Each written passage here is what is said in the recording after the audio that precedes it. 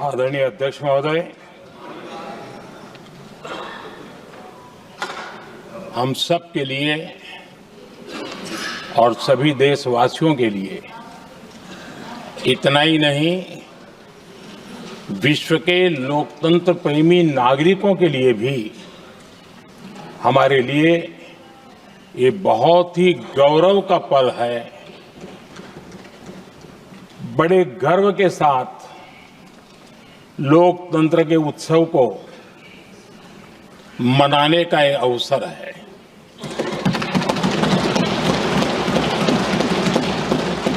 संविधान के 75 वर्ष की यात्रा, यादगार यात्रा और विश्व के सबसे महान और विशाल लोकतंत्र की यात्रा, इसके मूल में हमारे संविधान निर्माताओं की दीर्घदृष्टि, हमारे संविधान निर्माताओं का योगदान और जिसको लेकर के आज हम आगे बढ़ रहे हैं, ये 75 वर्ष पूर्ण होने पर एक उत्सव मनाने का पल है।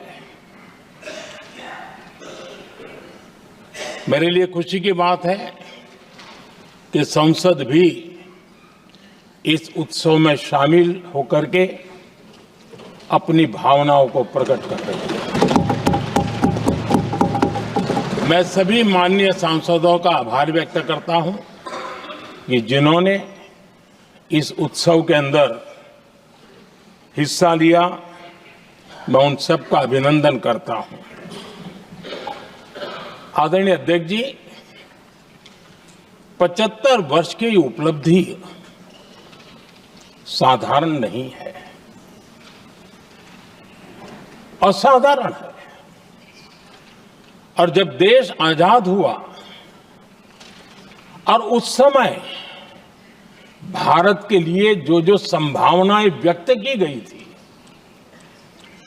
उन सभी संभावनाओं को निरस्त करते हुए, परास्त करते हुए भारत का संविधान हमें यहां तक ले आया है।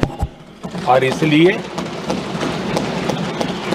इस महान उपलब्धि के लिए संविधान निर्माताओं के साथ साथ मैं देश के कोटि कोटि नागरिकों का आदरपूर्वक नमन करता हूं, जिन्होंने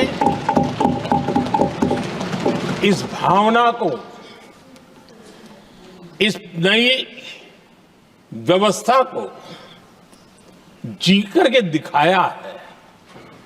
संविधान निर्माताओं की जो भावनाएं थी, उसको जीने में पिछले 75 साल भारत का नागरिक हर कसौटी पर खरा उतरा है।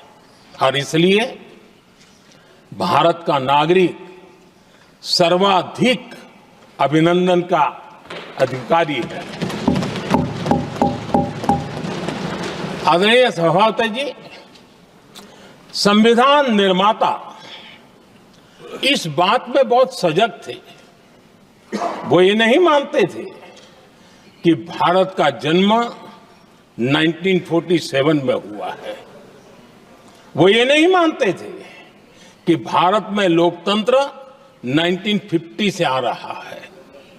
वे मानते थे यहां की महान परंपरा को, महान संस्कृति को, महान विरासत को, हजारों साल की उस यात्रा को, उसके प्रति वो सजग थे। उनको इस बात का पूरा भान था। आदरणीय सभापति जी, भारत का लोकतंत्र, भारत का गणतांत्रिक अतीत बहुत ही समृद्ध रहा है, विश्व के लिए प्रेरक रहा है। और तभी तो भारत आज मदर ऑफ डेमोक्रेसी के रूप में जाना जाता है। हम सिर्फ विशाल लोकतंत्र है इतना नहीं, हम लोकतंत्र की जननी है। आदरणीय सभापति जी, मैं जब ये कह रहा हूं तो मैं 3 महापुरुषों के कोट इस सदन के सामने प्रस्तुत करना चाहता हूं। राजर्षि पुरुषोत्तम दास टंडन जी, मैं संविधान सभा के अंदर हुई चर्चा का उल्लेख कर रहा हूं। उन्होंने कहा था, सदियों के बाद हमारे देश में एक बार फिर ऐसी बैठक बुलाई गई है, यह हमारे मन में अपने गौरवशाली अतीत की याद दिलाती है, जब हम स्वतंत्र हुआ करते थे, जब सभाएं आयोजित की जाती थी, जिसमें विद्वान लोग देश के महत्वपूर्ण मामलों पर चर्चा करने के लिए मिला करते थे। दूसरा कोट मैं पढ़ रहा हूं डॉक्टर राधाकृष्णन जी का। वे भी इस संविधान सभा के सदस्य थे। उन्होंने कहा था, इस महान राष्ट्र के लिए गणतांत्रिक व्यवस्था नई नहीं है। हमारे यहां ये इतिहास के शुरुआत से ही है। और तीसरा कोट मैं बाबा साहब आम्बेडकर का कह रहा हूं। बाबा साहब आम्बेडकर जी ने कहा था, ऐसा नहीं है कि भारत को पता नहीं था कि लोकतंत्र क्या होता है। एक समय था जब भारत में कई गणतंत्र हुआ करते थे। आदरणीय सभापति जी, हमारे संविधान के निर्माण की प्रक्रिया में हमारी देश की नारी शक्ति ने संविधान को सशक्त करने में बहुत बड़ी भूमिका निभाई थी। संविधान सभा में 15 माननीय महिला सदस्य थी और सक्रिय सदस्य थी। मौलिक चिंतन के आधार पर उन्होंने संविधान सभा की डिबेट को समृद्ध किया था। और वे सभी बहनें अलग अलग बैकग्राउंड थी, अलग अलग क्षेत्र की थी। और संविधान में उन्होंने जो जो सुझाव दिए, उन सुझावों का संविधान के निर्माण पर बहुत बड़ा प्रभाव रहा था। और हमारे लिए गर्व की बात है कि दुनिया के कई देश आजाद भी हुए, संविधान भी बने, लोकतंत्र भी चला, लेकिन महिलाओं को अधिकार देने में दशकों बीत गए थे। लेकिन हमारे यहां शुरुआत से ही महिलाओं को वोट का अधिकार संविधान में दिया गया। आदरणीय सभापति जी, जब G20 समिट हुई, उसी भावना को आगे बढ़ाते हुए, क्योंकि संविधान की भावना को लेकर के हम सब जीने वाले लोग हैं, हमने G20 की अध्यक्षता के दरमियान विश्व के सामने विमेन लेड डेवलपमेंट का विचार रखा। और विश्व के अंदर विमेन डेवलपमेंट से अब आगे जाने की जरूरत है। और इसलिए हमने विमेन लेड डेवलपमेंट की चर्चा को अंजाम दिया। इतना ही नहीं, हम सभी सांसदों ने मिलकर के एक स्वर से नारी शक्ति बंधन अधिनियम पारित करके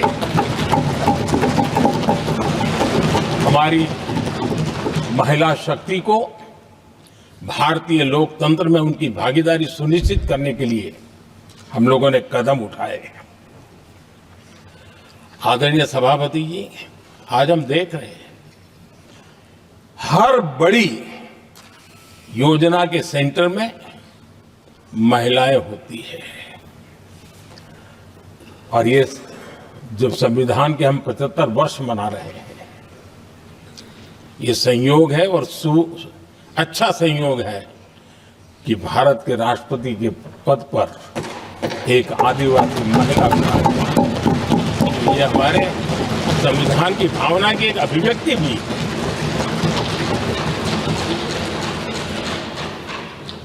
आदरणीय सभापति जी, इस सदन में भी लगातार हमारे महिला सांसदों की संख्या बढ़ रही है, उनका योगदान भी बढ़ रहा है।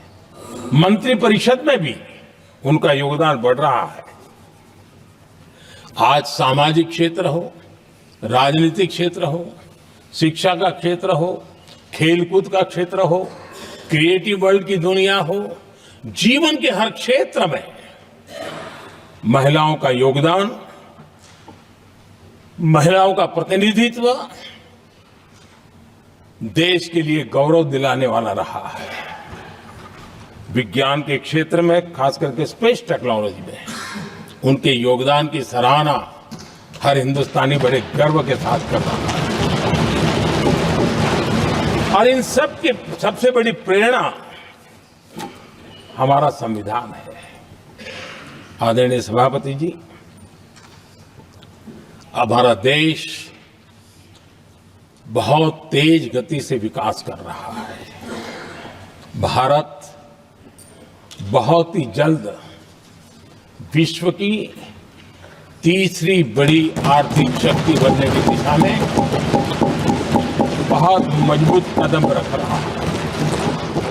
और इतना ही नहीं, ये 140 करोड़ देशवासियों का संकल्प है कि जब हम आजादी की शताब्दी मनाएंगे, हम इस देश को विकसित भारत बना करके रहेंगे। ये हर भारतीय का संकल्प है, ये हर भारतीय का सपना है। लेकिन इस संकल्प से सिद्धि के लिए सबसे बड़ी आवश्यकता है, वो है भारत की एकता। हमारा संविधान भी भारत की एकता का आधार है। हमारे संविधान के निर्माण कार्य में इस देश के बड़े बड़े दिग्गज थे, स्वतंत्रता सेनानी थे, साहित्यकार थे, विवेचक थे, सामाजिक कार्यकर्ता थे, शिक्षाविद थे, कई फील्ड के प्रोफेशनल्स थे, मजदूर नेता थे, किसान नेता थे, समाज के हर वर्ग का प्रतिनिधित्व था और सबके सब भारत की एकता के प्रति बहुत ही संवेदनशील थे। जीवन के भिन्न भिन्न क्षेत्र से आए हुए, देश के अलग अलग भूभाग से आए हुए सभी लोग इस बात के प्रति सजग थे। और बाबा साहब अंबेडकर जी ने चेताया था। मैं बाबा साहब का कोट पढ़ रहा हूं। बाबा साहब अंबेडकर ने कहा था, समस्या ये है कि देश में जो विविधता से भरा जनमानस है, उसे किस तरह एक मत किया जाए, कैसे देश के लोगों को एक दूसरे के साथ होकर निर्णय लेने के लिए प्रेरित किया जाए, जिससे कि देश में एकता की भावना स्थापित हो। आदरणीय सभापति जी, मुझे बड़े दुख के साथ कहना है कि आजादी के बाद एक तरफ संविधान निर्माताओं के दिल दिमाग में एकता थी, लेकिन आजादी के बाद विकृत मानसिकता के कारण या स्वार्थवश अगर सबसे बड़ा प्रहार हुआ तो देश की एकता के मूल भाव पर प्रहार हुआ। विविधता में एकता, ये भारत की विशेषता रही है। हम विविधता को सेलिब्रेट करते हैं और इस देश की प्रगति भी विविधता को सेलिब्रेट करने में है। लेकिन गुलामी की मानसिकता में पले बड़े लोगों ने, भारत का भला न देख पाने वाले लोगों ने, और जिनके लिए हिंदुस्तान 1947 में ही पैदा हुआ, ये जो धारणा बननी थी उनके लिए वो विविधता में विरोधाभास ढूंढते रहे। इतना ही नहीं, विविधता के इस अमूल्य खजाना है हमारा, उसको सेलिब्रेट करने के बजाय उस विविधता में ऐसे जहरीले बीज बोने के प्रयास करते रहे ताकि देश की एकता को चोट पहुंचे। आदरणीय सभापति जी, हमें विविधता का उत्सव हमारे जीवन का अंग बनाना होगा और वही बाबा साहब आंबेडकर को सच्ची श्रद्धांजलि होगी। आदरणीय सभापति जी, मैं संविधान के प्रकाश में ही मेरी बातों को रखना चाहता हूं और इसलिए अगर आप हमारी नीतियों को देखेंगे, पिछले 10 साल देश की जनता ने हमें जो सेवा करने का मौका दिया है, हमारी निर्णयों की प्रक्रिया को देखेंगे तो भारत की एकता को मजबूती देने का निरंतर हम प्रयास करते रहे हैं। आर्टिकल 370 देश की एकता में रुकावट बना पड़ा था, दीवार बना पड़ा था। देश की एकता हमारी प्राथमिकता थी, जो कि हमारी संविधान की भावना थी और इसलिए धारा 370 को हमने जमीन पर उतार दिया, क्योंकि देश की एकता हमारी प्राथमिकता है। आदरणीय सभापति जी, इस इतने बड़े विशाल देश में अगर आर्थिक रूप से हमें आगे बढ़ना है, हमारी व्यवस्थाओं को और विश्व को भी निवेश के लिए आना है, तो भारत में अनुकूल व्यवस्थाएं चाहिए और उसी में से हमारे देश में एक लंबे अरसे तक जीएसटी को लेकर के चर्चा चलती रही। मैं समझता हूं इकोनॉमिक यूनिटी के लिए जीएसटी ने बहुत बड़ी भूमिका अदा की है। उस समय पहले की सरकार का भी कुछ योगदान है। वर्तमान समय में हमको इसको आगे बढ़ाने का अवसर मिला और हमने इसको किया और वो भी वन नेशन वन टैक्स उस भूमिका को आगे बढ़ा रहा है। आदरणीय सभापति जी, हमारे देश में राशन कार्ड गरीब के लिए बहुत बड़ी मूल्यवान दस्तावेज रहा है, लेकिन गरीब अगर एक राज्य से दूसरे राज्य जाता था तो गरीब कुछ भी उसके प्राप्त करने का हकदार नहीं बनता था। इतना बड़ा देश पर उसका किसी भी कोने में जाए उसका उतना ही अधिकार है। एकता के उस भाव को मजबूत करने के लिए हमने one nation one ration card की बात को मजबूत। आदरणीय सभापति जी, देश के गरीब को, देश के सामान्य नागरिक को अगर मुफ्त में इलाज मिले तो गरीबी से लड़ने की उसकी ताकत अनेक गुना बढ़ जाती है। लेकिन उसके लिए जहां वो काम करता है वहां पर तो मिल जाए, लेकिन किसी काम बस वो बाहर गया है और वहां पर वो जीवन और मृत्यु की लड़ाई लड़ता हो, ऐसे समय अगर उसको सुविधा नहीं मिलेगी तो व्यवस्था किस काम की। और इसलिए देश की एकता के मंत्र को जीने वाले हम लोगों ने ये तय किया कि one nation one health card, और इसलिए हमने आयुष्मान भारत योजना बनाई। आज बिहार के दूर दराज क्षेत्र का व्यक्ति भी अगर पुणे में कुछ काम कर रहा है और अचानक बीमार हो गया तो उसके लिए आयुष्मान कार्ड होना बहुत इनफ है, उसकी सेवा मिल सकती है। आदरणीय सभापति जी, हम जानते हैं देश में कई बार ऐसा हुआ कि देश के एक हिस्से में बिजली थी लेकिन बिजली सप्लाई नहीं हो रही थी और उसके कारण दूसरे इलाके में अंधेरा था। और पिछली सरकार में हमने विश्व के अंदर भारत की बदनामी हेडलाइन से हुआ करती थी अंधेरे की, वो दिन हमने देखे हैं और तब जाकर के एकता के मंत्र को लेकर के संविधान की भावना को जीने वाले हम लोगों ने वन नेशन वन ग्रिड को परिपूर्ण कर दिया और इसलिए आज बिजली के प्रवाह को निर्विरोध रूप से हिंदुस्तान के हर कोने में ले जाया जा सकता है। आदरणीय सभापति जी, हमारे देश में इंफ्रास्ट्रक्चर में भी भेदभाव की बू आती रही है।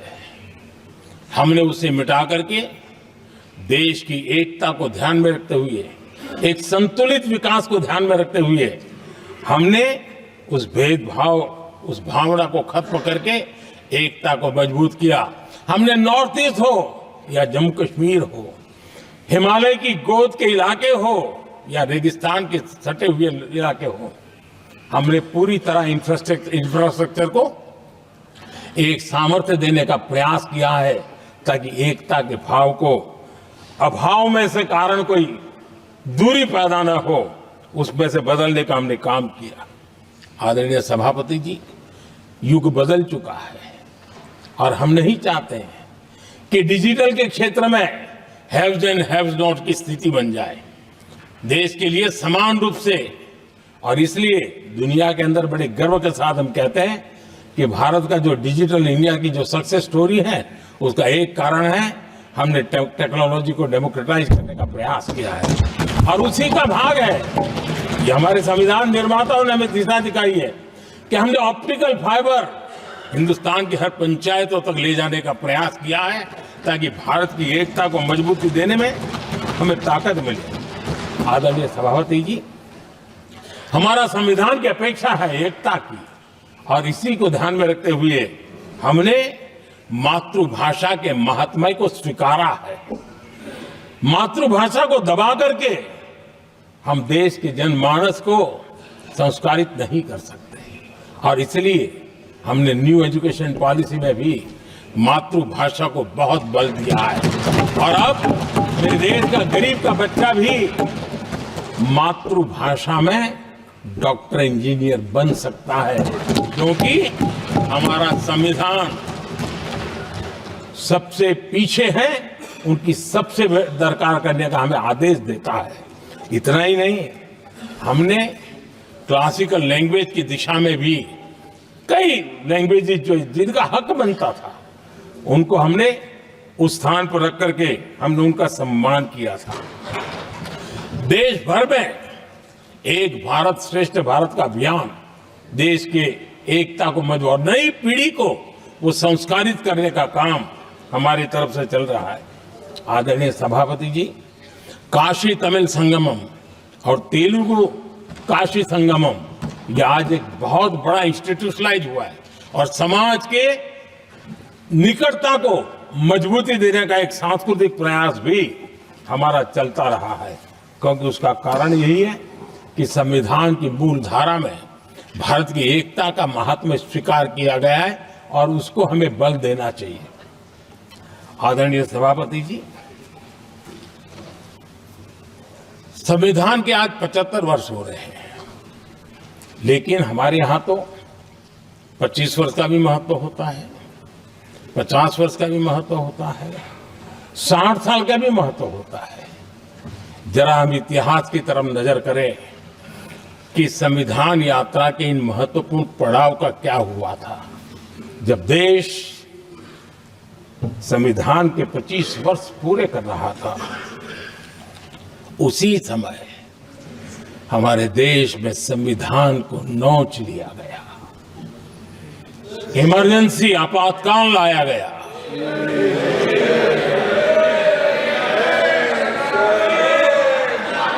संवैधानिक व्यवस्थाओं को समाप्त कर दिया गया, देश को जेल खाना बना दिया गया, नागरिकों के अधिकारों को लूट लिया गया, प्रेस की स्वतंत्रता को ताले लगा दिए गए और कांग्रेस के माथे पर ये जो पाप है ना, वो कभी भी धुलने वाला नहीं है, कभी भी धुलने वाला। यह सब हिंदुस्तान दुनिया में जब जब लोकतंत्र की चर्चा होगी, कांग्रेस के माथे का ये पाप कभी धुलने वाला नहीं है। क्योंकि लोकतंत्र का गला घोंट दिया गया था। भारत के संविधान निर्माताओं की तपस्या को मिट्टी में मिलाने की कोशिश की गई थी। आदरणीय सभापति जी, जब 50 साल हुए तब क्या भुला दिया गया था? जी नहीं, अटल बिहारी वाजपेयी जी की सरकार थी और 26 नवंबर को 2000 देश भर में संविधान का 50वां वर्ष मनाया गया था।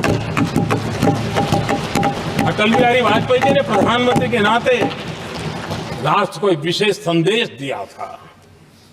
एकता, जनभागीदारी, साझेदारी, उसके महत्व पर बल देते हुए उन्होंने संविधान की भावना को जीने का प्रयास किया था, जनता को जगाने का भी प्रयास किया था। और अध्यक्ष जी, जब देश संविधान का 50 वर्ष मना रहा था और जब 50 वर्ष की पूर्णाहुति हुई तो ये मेरा भी सौभाग्य था कि मुझे भी संविधान की प्रक्रिया से मुख्यमंत्री बनने का अवसर मिल गया।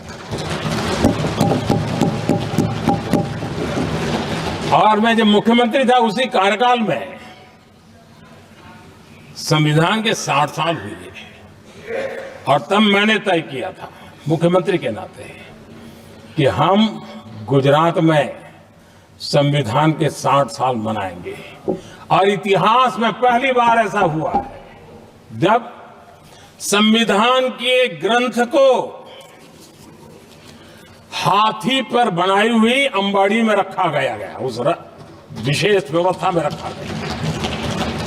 हाथी पर संविधान की यात्रा निकल, संविधान गौरव यात्रा निकाली गई और राज्य का मुख्यमंत्री उस संविधान के नीचे हाथी के बगल में पैदल चल रहा था और देश को संविधान का महत्व समझाने का सांकेतिक प्रयास कर रहा था। ये सौभाग्य भी मुझे प्राप्त हुआ था क्योंकि हमारे लिए संविधान का महत्व क्या है।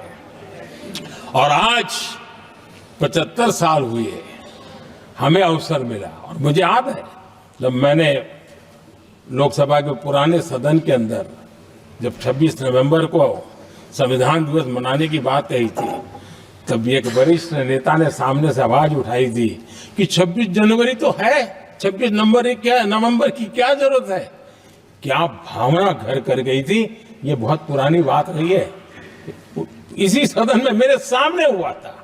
लेकिन आदरणीय सभापति जी, मेरे लिए खुशी की बात है कि इस विशेष सत्र में अच्छा होता संविधान की शक्ति, संविधान की विविधताओं पर चर्चा होती, नई पीढ़ी को काम आता। लेकिन हर एक की अपनी अपनी मजबूरियां होती है, हर कोई अपना दुख किसी न किसी रूप में प्रकट करता रहता है। कईयों ने अपनी विफलताओं का दुख प्रकट किया है। अच्छा होता दलगत की भावनाओं से उठ करके देश हित में संविधान की चर्चा हुई होती तो समृद्धि मिलती अनेक देश की नई पीढ़ी को।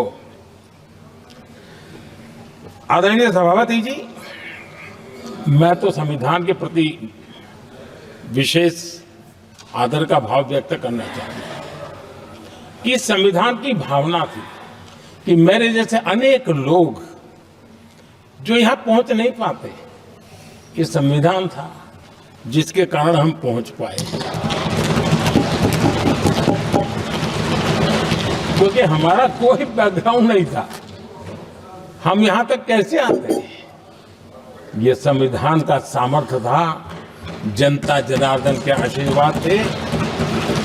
इतना बड़ा दायित्व, और मेरे जैसे बहुत लोग यहाँ भी जिनका ऐसा कोई बैकग्राउंड नहीं है, यही एक सामान्य परिवार से आए हैं और आज संविधान ने हमें यहाँ तक पहुँचाया है। और ये भी कितना बड़ा सौभाग्य है कि हमें देश ने इतना स्नेह दिया, एक बार नहीं, दो बार नहीं, 3 बार। ये हमारे संविधान के बिना संभव नहीं था। आदरणीय सभापति जी,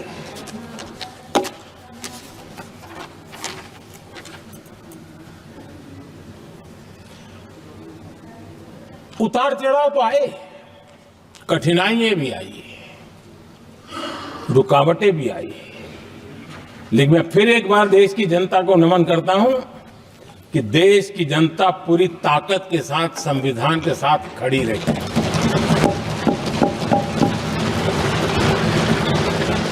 आदरणीय सभापति जी, मैं आज यहां किसी की व्यक्तिगत आलोचना करना नहीं चाहता हूं, लेकिन तथ्यों को देश के सामने रखना जरूरी है और इसलिए मैं तथ्यों को रखना चाहता हूं।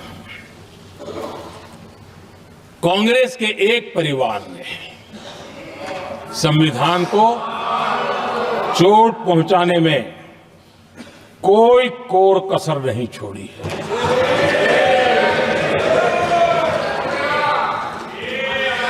और मैं इसलिए एक परिवार का उल्लेख करता हूं कि 75 साल की हमारी यात्रा में 55 साल एक ही परिवार ने राज किया है। इसलिए देश को क्या क्या हुआ है ये जानने का अधिकार है और इस परिवार के कुविचार, कुरीति, कुनीति, इसकी परंपरा निरंतर चल रही है। हर स्तर पर इस परिवार ने संविधान को चुनौती दी। आदरणीय सभापति जी, 1947 टू 1952 इस देश में इलेक्टेड गवर्नमेंट नहीं थी। एक अस्थाई व्यवस्था थी, एक सिलेक्टेड सरकार थी और चुनाव नहीं हुए थे और जब तक चुनाव न हो तब तक एक इंटरिम व्यवस्था के रूप में कोई खाका खड़ा करना चाहिए, किया गया था। 1952 के पहले राज्यसभा का भी गठन नहीं हुआ था, राज्यों में भी कोई चुनाव नहीं थे, जनता का कोई आदेश नहीं था। उसके बावजूद भी और अभी तो संविधान निर्माताओं ने इतना मंथन करके संविधान बनाया था। 1951 में जबकि चुनी हुई सरकार नहीं थी, उन्होंने ऑर्डिनेंस करके संविधान को बदला और किया क्या? अभिव्यक्ति की आजादी पर हमला कर दिया गया।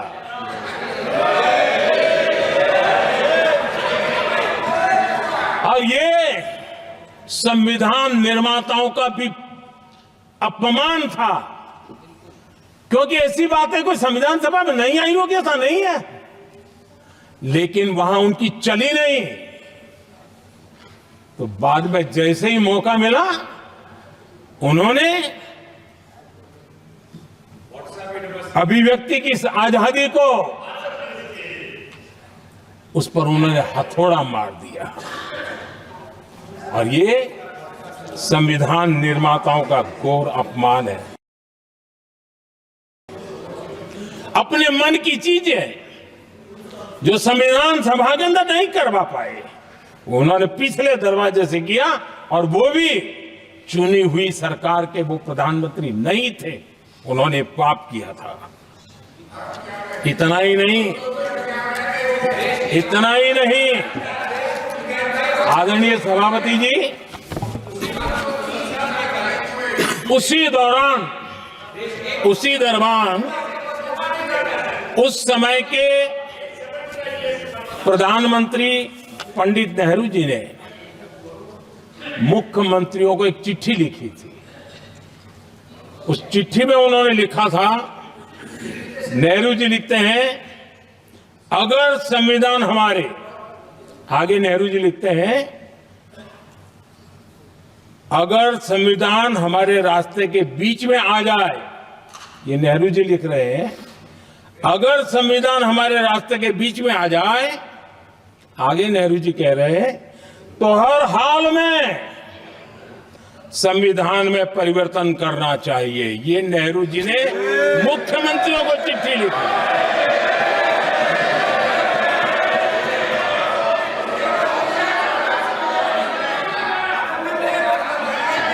और आदरणीय सभापति जी, ये भी देखिए 1951 में ये पाप किया गया, लेकिन देश चुप नहीं था। उस समय राष्ट्रपति डॉक्टर राजेंद्र प्रसाद जी ने चेताया ये गलत हो रहा है। उस समय स्पीकर पद पर बैठे हुए हमारे स्पीकर महोदय ने भी पंडित जी को कहा गलत कर रहे हो। इतना ही नहीं, आचार्य कृपलानी जी, जयप्रकाश नारायण जैसे महान कांग्रेसी लोगों ने भी पंडित नेहरू ने कहा कि ये रोको, लेकिन पंडित जी का अपना संविधान चलता था और इसलिए उन्होंने इतने वरिष्ठ महानुभावों की सलाह मानी नहीं और उसे भी उन्होंने दरकिनार कर दिया। और आदरणीय सभापति जी, ये संविधान संशोधन करने का ऐसा खून कांग्रेस के मुंह लग गया कि समय समय पर वो संविधान का शिकार करती रही। ये खून मुंह पे लग गया। इतना ही नहीं, संविधान के स्पिरिट को लहू लहान करती रही। आदरणीय सभापति जी, करीब 6 दशक में 75 बार संविधान बदला गया। आदरणीय सभापति जी, जो बीज देश के पहले प्रधानमंत्री जी ने बोया था, उस बीज को खाद पानी देने का काम एक और प्रधानमंत्री ने किया। उनका नाम था श्रीमती इंदिरा गांधी।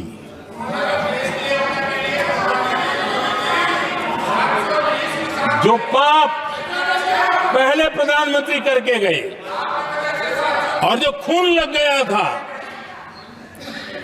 1971 में, सुप्रीम कोर्ट का एक फैसला आया था।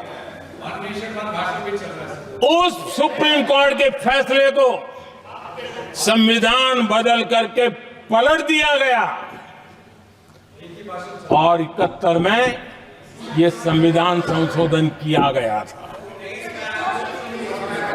और क्या था, उन्होंने हमारे देश की अदालत के पंख काट दिए थे और यहां पर तो किया था कि संसद संविधान के किसी भी आर्टिकल में जो मर्जी पड़े वो कर सकती है और अदालत उसकी तरफ देख भी नहीं सकती है। अदालत के सारे अधिकारों को छीन लिया गया था। ये पाप 1971 में उस समय की प्रधानमंत्री श्रीमती इंदिरा गांधी ने किया था।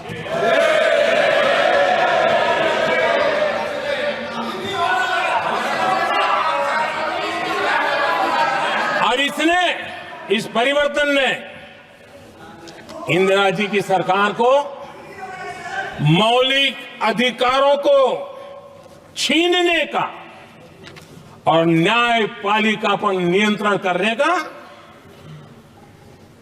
अधिकार दिया, सक्षम बना दिया था। आदरणीय सभापति जी, खून मुंह पे लग गया था, कोई रोकने वाला था नहीं। और इसलिए जब इंदिरा जी के चुनाव को गैर रीति के कारण, असंवैधानिक तरीके से चुनाव लड़ने के कारण अदालत ने उनके चुनाव को खारिज कर दिया और उनको एमपी पद छोड़ने की नौबत आई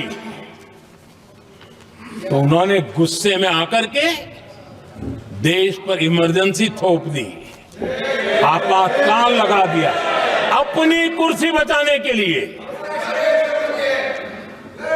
और उसके बाद इतना ही नहीं, उन्होंने इमरजेंसी तो लगाई, संविधान का दुरुपयोग तो किया ही किया, भारत के लोकतंत्र का गला तो घोंट ही दिया। लेकिन 1975 में 39वां संशोधन किया और उसमें उन्होंने क्या किया, राष्ट्रपति, उपराष्ट्रपति, प्रधानमंत्री, अध्यक्ष, इनके चुनाव के खिलाफ कोई कोर्ट में जा ही नहीं सकता है, ऐसा उन्होंने, और वो भी रिट्रोस्पेक्टिव किया, आगे के लिए नहीं, पीछे का भी, अपने पापों का भी उन्होंने। और आदरणीय सभापति जी, मैं संविधान की बात कर रहा हूं, मैं संविधान के आगे पीछे कुछ नहीं बोल रहा हूं।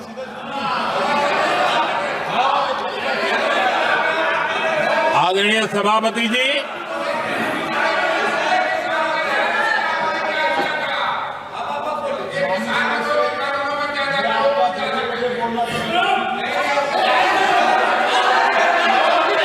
आदरणीय सभापति जी, इमरजेंसी में लोगों के अधिकार छीन लिए गए, देश के हजारों लोगों को जेलों में ठूंस दिया गया, न्यायपालिका का गला घोंट दिया गया, अखबारों की स्वतंत्रता पर ताले लगा दिए गए। इतना ही नहीं, कमिटेड जुडिशरी, इस विचार को उन्होंने पूरी ताकत दी। और इतना ही नहीं, जिस जस्टिस एच.आर. खन्ना ने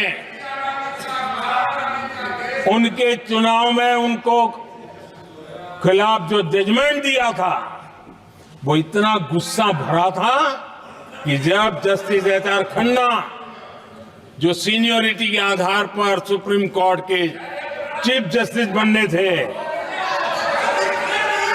जिन्होंने संविधान के सम्मान करते हुए उस पीरियड से इंदिरा जी को सजा दी थी, उन्होंने मुख्य न्यायाधीश नहीं बनने दिया। ये संविधान और लोकतांत्रिक प्रक्रिया रही।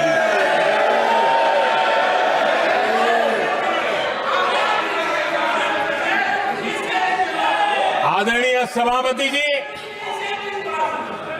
यहां भी ऐसे कई दल बैठे हैं जिनके मुखिया भी सारे जेल में हुआ करते थे। ये इनकी मजबूरी है कि वहां जाके बैठे हैं, उनको भी जेलों में ठूस दिया गया था।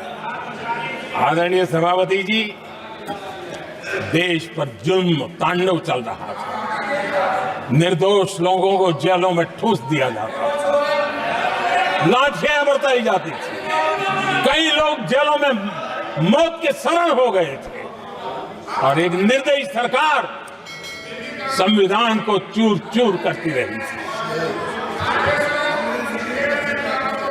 आदरणीय सभापति जी, ये परंपरा यहां नहीं रुकी। जो परंपरा नेहरू जी ने शुरू की थी, जिसको दूसरे प्रधानमंत्री जी इंदिरा जी ने आगे बढ़ाया, क्योंकि खून मुंह पे लग गया था, और इसलिए राजीव गांधी जी प्रधानमंत्री बने। उन्होंने संविधान को एक और गंभीर झटका दे दिया। सबको समानता, सबको समानता, सबको न्याय, उस भावना को चोट पहुंचाई। आदरणीय सभापति जी, आपको मालूम है, सुप्रीम कोर्ट ने शाहबानो का जजमेंट दिया था। एक भारत की महिला को न्याय देने का काम संविधान की मर्यादा और स्पिरिट के आधार पर देश की सुप्रीम कोर्ट ने दिया था।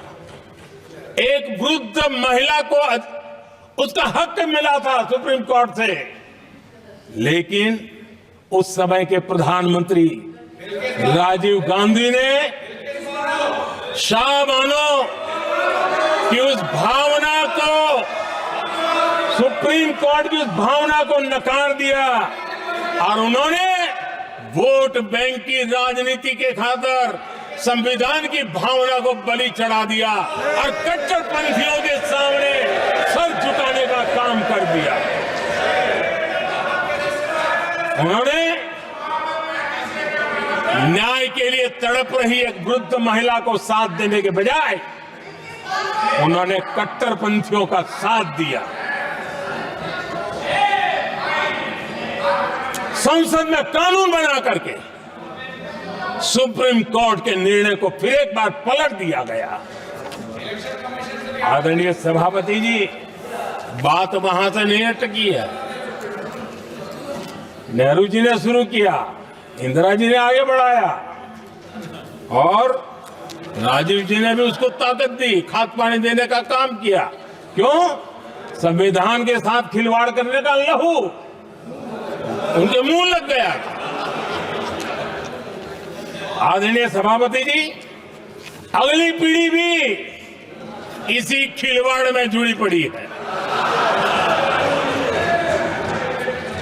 एक किताब को मैं कोट कर रहा हूं, उस किताब में जो लिखा गया है और उसमें प्रधानमंत्री उस समय के मेरे पहले जो प्रधानमंत्री थे उनको कोट किया है। उन्होंने कहा है, मुझे यह स्वीकार करना होगा कि पार्टी अध्यक्ष सत्ता का केंद्र है। ये मनमोहन सिंह जी ने कहा है, जो एक किताब में लिखा गया है। मुझे यह स्वीकार करना होगा कि पार्टी अध्यक्ष सत्ता का केंद्र है। सरकार पार्टी के प्रति जवाबदेह है। इतिहास में पहली बार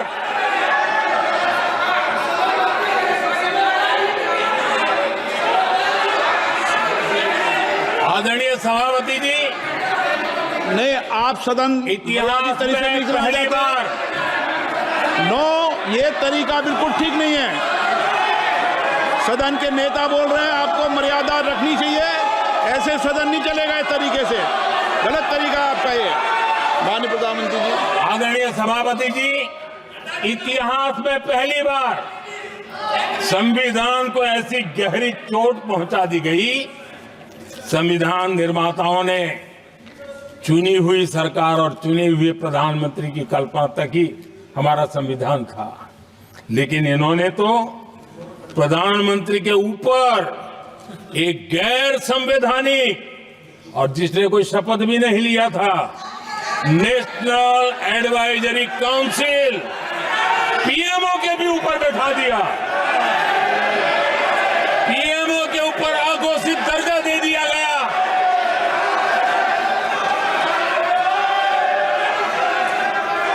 आदरणीय सभापति जी, इतना ही नहीं, और एक पीढ़ी आगे चले और उस पीढ़ी ने क्या किया? भारत के संविधान के तहत देश की जनता जनार्दन सरकार चुनती है और वो सरकार का मुखिया कैबिनेट बनाता है। ये संविधान के तहत है।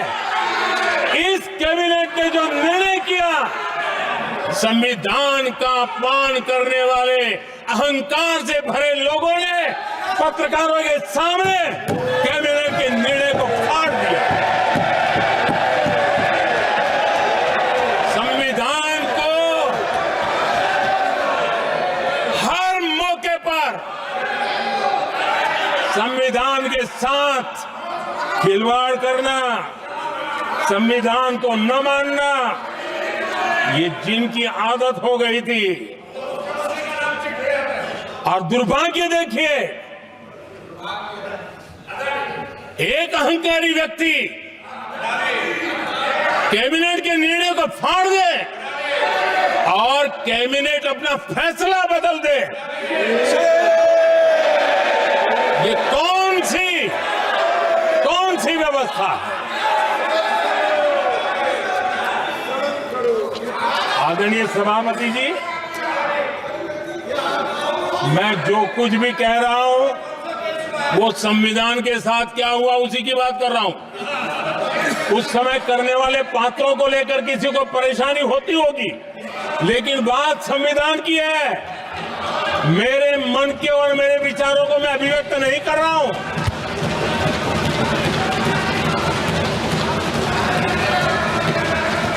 आदरणीय सभापति जी, कांग्रेस ने निरंतर संविधान की अवमानना की, संविधान के महत्व को कम किया।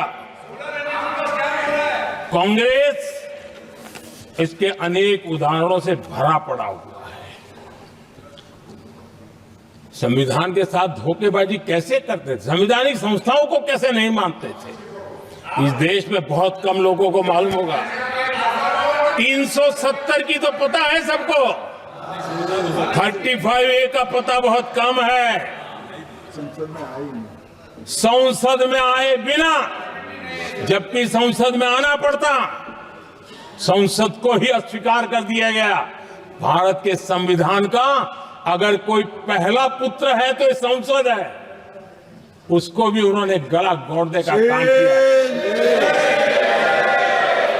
35A जो संसद में लाए बिना उन्होंने देश पर थोप दिया, और अगर 35A न होता तो जम्मू कश्मीर में जो हालत पैदा हुई वो हालत पैदा न हुई होती।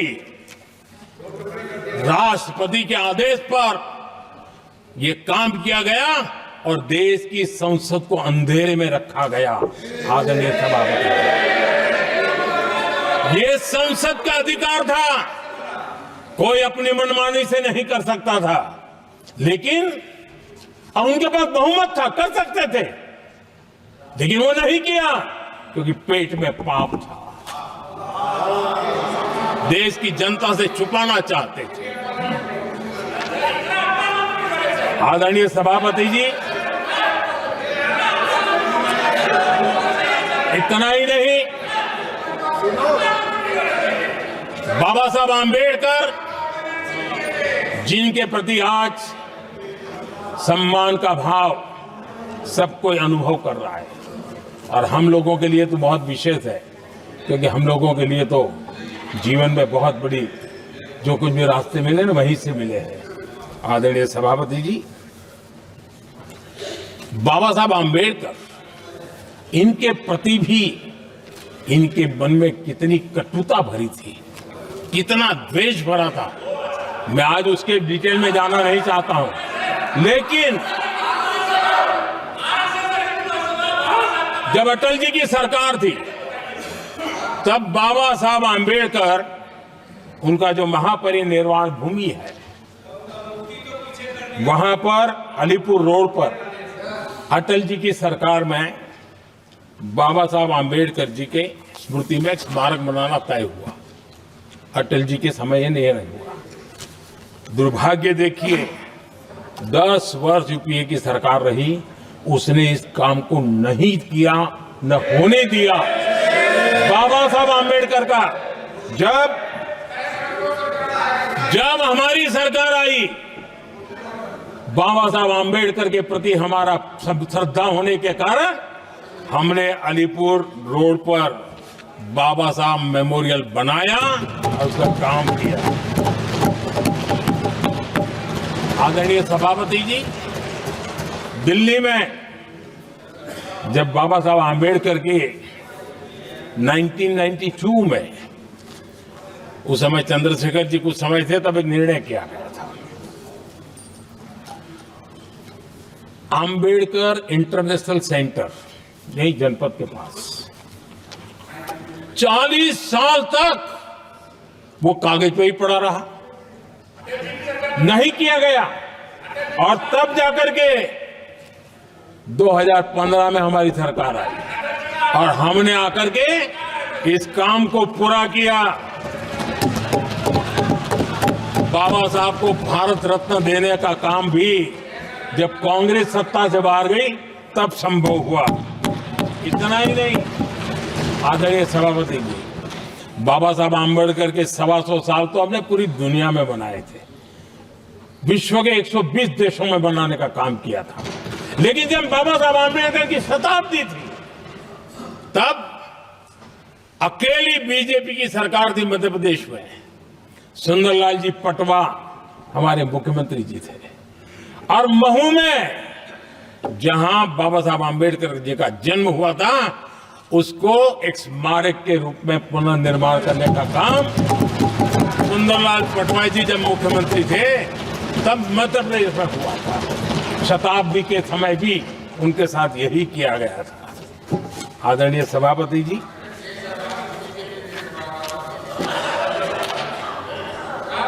हमारे देश में बाबा साहब आम्बेडकर एक दीर्घदृष्टा थे। समाज के दबे कुचले लोगों को मुख्य धारा में लाने के लिए वो प्रतिबद्ध थे, और एक लंबे सोच के साथ भारत को अगर विकसित होना है तो भारत का कोई अंग दुर्बल नहीं रहना चाहिए, ये चिंता बाबा साहब को सताती थी। और तब जाकर के हमारे देश में आरक्षण की व्यवस्था बनी। लेकिन वोट बैंक की राजनीति में छुपे हुए लोगों ने, डूबे हुए लोगों ने धर्म के आधार पर, तुष्टीकरण के नाम पर आरक्षण के अंदर कुछ न कुछ नुक्सेदनी करने का प्रयास किया, और इसका सबसे बड़ा नुकसान एससी, एसटी और ओबीसी समाज को हुआ है। आदरणीय सभापति जी, आरक्षण की कथा बहुत लंबी है। नेहरू जी से लेकर के राजीव गांधी तक कांग्रेस के प्रधानमंत्रियों ने आरक्षण का घोर विरोध किया है। हिस्ट्री कह रही है, आरक्षण के विरोध में लंबी लंबी चिट्ठियां स्वयं नेहरू जी ने लिखी है, मुख्यमंत्रियों को लिखी है। इतना ही नहीं, सदन में आरक्षण के खिलाफ लंबे लंबे भाषण इन लोगों ने किए हैं। बाबा साहब आम्बेडकर समता के लिए और भारत में संतुलित विकास के लिए आरक्षण के लेकर के आए, उन्होंने उसके खिलाफ भी झंडा ऊंचा किया हुआ था।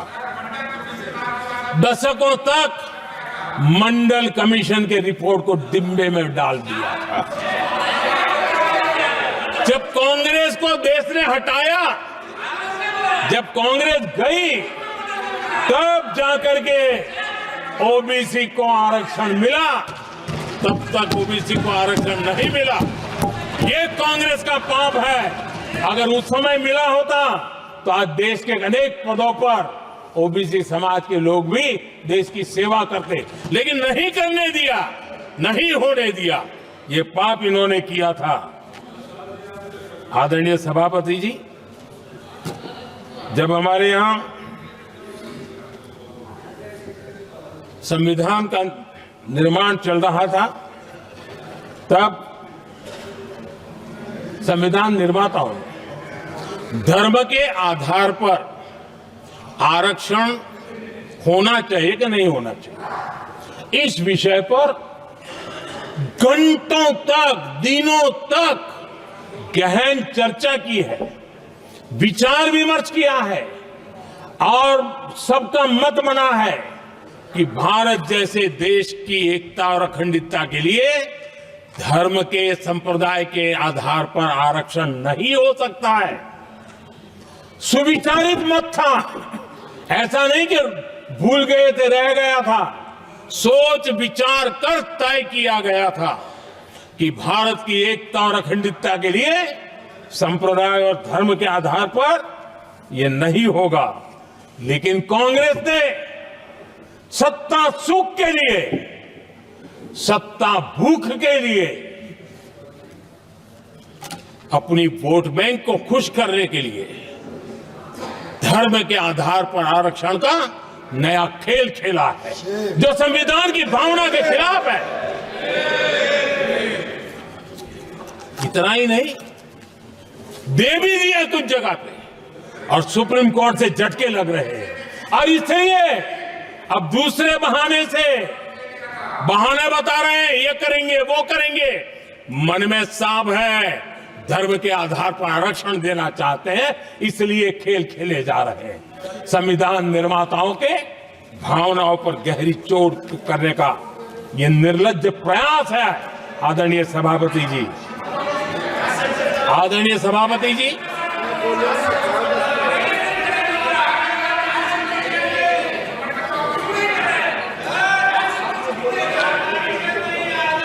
आदरणीय सभापति जी, एक गलत और विषय, ये तरीका ठीक नहीं। आपके नेता ने बोला, आपने बोला दोबारा बात मत करो। जिसकी भी मैं चर्चा करना चाहता हूं, और वो ज्वलंत विषय समान नागरिक संहिता, यूनिफॉर्म सिविल कोड। ये विषय भी संविधान सभा के ध्यान बाहर नहीं था।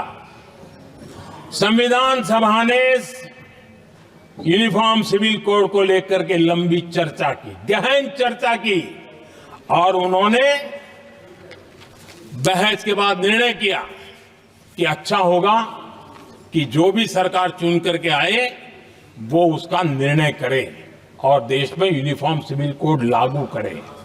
ये संविधान सभा का आदेश था। और बाबा साहब आंबेडकर ने कहा था, जो लोग संविधान को समझते नहीं है, देश को समझते नहीं है, सत्ता भूख सेवा कुछ पड़ा नहीं है, उनको पता नहीं है बाबा साहब ने क्या कहा था। बाबा साहब ने कहा था, धार्मिक आधार पर बने, ये मैं बाबा साहब की बात कर रहा हूं, इतना वीडियो कट करके घुमाना मत। आदरणीय सभापति जी, बाबा साहब ने कहा था, धार्मिक आधार पर बने पर्सनल लॉ को खत्म करने की बाबा साहब ने जोरदार वकालत की थी। उस समय के सदस्य के.एम.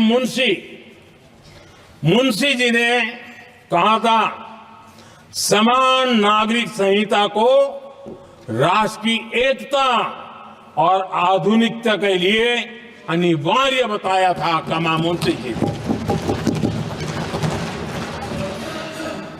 सुप्रीम कोर्ट ने भी कई बार कहा है कि देश में यूनिफॉर्म सिविल कोड जल्द से जल्द लाना चाहिए।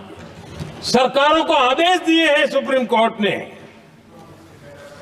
और उसी संविधान की भावना को ध्यान में रखते हुए, संविधान निर्माताओं की भावनाओं को ध्यान में रखते हुए, हम पूरी ताकत से लगे हुए हैं सेक्युलर सिविल कोड के लिए। और आज कांग्रेस के लोग संविधान निर्माताओं की भावना का भी, सुप्रीम कोर्ट की भावना का भी अनादर कर रहे हैं, क्योंकि उनकी राजनीति को सूट नहीं करता है। उनके लिए संविधान वो पवित्र ग्रंथ नहीं है, उनके लिए एक हथियार है राजनीति का। खेल खेलने का हथियार बना दिया। लोगों को डराने के लिए संविधान को हथियार बनाया जाता है। आदरणीय सभापति जी, और ये कांग्रेस पार्टी, उनको तो संविधान शब्द भी उनके मुंह में शोभा नहीं देता है। इसलिए जो अपनी पार्टी के संविधान को नहीं मानते हैं, जिन्होंने अपनी पार्टी के संविधान को कभी स्वीकार नहीं किया है, क्योंकि संविधान को स्वीकार करने के लिए एक लोकतांत्रिक स्पिरिट लगता है, जो जिनकी रगों में नहीं है। सत्तावाद और परिवारवाद भरा पड़ा है। अब आप देखिए जो कैसी शुरुआती कितनी गड़बड़ हुई है। मैं कांग्रेस की बात कर रहा हूं। 12 कांग्रेस की प्रदेश की कमेटियों ने, 12 प्रदेश कमेटियों ने सरदार पटेल के नाम पर सहमति दी थी। नेहरू जी के साथ एक भी कमेटी नहीं थी, नॉट अ सिंगल। संविधान के तहत सरदार साहब ही देश के प्रधानमंत्री बनते हैं, लेकिन लोकतंत्र में श्रद्धा नहीं, खुद के संविधान पर विश्वास नहीं, खुद के ही संविधान को स्वीकारना नहीं और सरदार साहब देश के प्रधानमंत्री नहीं बन सके और ये बैठ गए। जो लोग अपनी पार्टी के संविधान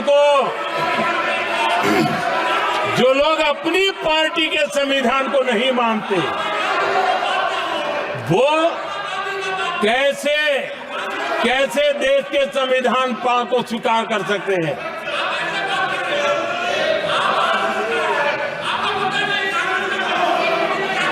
आदरणीय सभापति जी, जो लोग संविधान में लोगों के नाम ढूंढते रहते हैं, मैं जरा बताना चाहता हूं, कांग्रेस पार्टी के एक अध्यक्ष हुआ करते थे और वो अति पिछड़े समाज से आते थे। अति पिछड़े भी नहीं, अति पिछड़े समाज से आते हुए उनके अध्यक्ष श्रीमान सीताराम केसरी जी, कैसा अपमान किया गया। कहते हैं बाथरूम में बंद कर दिया गया, उठा करके फुटपाथ पर फेंक दिया गया। अपनी पार्टी के संविधान में ऐसा कभी नहीं लिखा गया, लेकिन अपनी पार्टी के संविधान को न मानना, लोकतंत्र की प्रक्रिया को न मानना और पूरी कांग्रेस पार्टी पर एक परिवार ने कब्जा कर लिया, लोकतंत्र को नकार दिया। आदरणीय सभापति जी,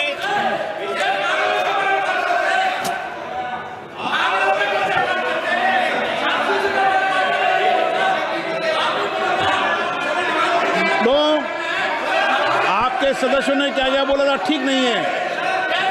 आप जब सदन के नेता बोल रहे हैं तो सदन की मर्यादा को रखो, आदरणीय अच्छी सभापति परंपरा जी, को बनाओ।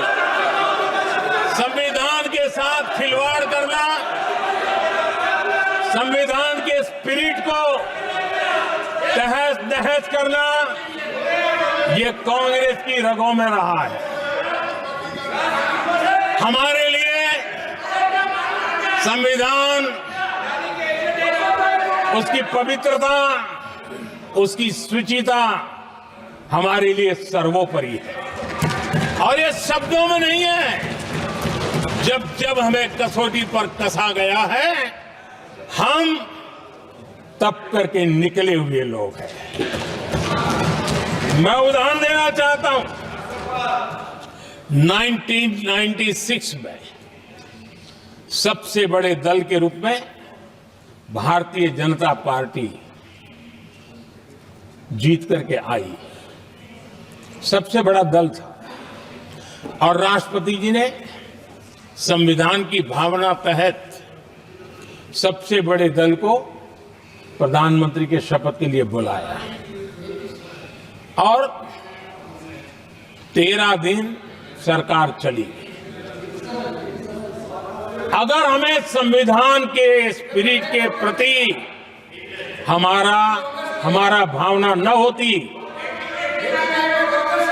तो हम भी ये बांटो, वो बांटो, ये दे दो, वो दे दो, इसको डिप्टी पीएम बना दो, इसको ढिकना बना दो, हम भी सत्ता सुख भोग सकते थे। लेकिन अटल जी ने सौदेबाजी का रास्ता नहीं चुना, संविधान के सम्मान का रास्ता चुना और 13 दिन के बाद इस्तीफा देना स्वीकार कर दिया।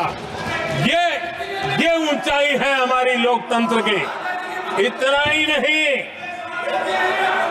1998 में एनडीए की सरकार थी, सरकार चल रही थी, लेकिन कुछ लोगों को हम नहीं तो कोई नहीं, ये जो एक परिवार का खेल चला है, अटल जी की सरकार को अस्थिर करने के लिए खेल चले गए। वोट हुआ, खरीद फरोख्त तब भी हो सकती थी, बाजार में माल तब भी बिकता था, लेकिन संविधान की भावना के प्रति समर्पित अटल बिहारी वाजपेयी जी की सरकार ने एक वोट से हारना पसंद किया, इस्तीफा दिया, लेकिन असंवैधानिक कोई कृत्य नहीं किया। ये हमारा इतिहास है, ये हमारे संस्कार है, ये हमारी परंपरा है। और दूसरी तरफ अदालत ने भी जिस पर थप्पा मार दिया, कैश फॉर वोट का कांड, एक लघुमती सरकार को बचाने के लिए संसद में नोटों के ढेर साक्ष्य के रूप में रखे गए, असंवैधानिक तरीका। सरकार बचाने के लिए भारत के लोकतंत्र की भावना को बाजार बना दिया गया, वोट खरीदे गए। आदरणीय सभापति जी,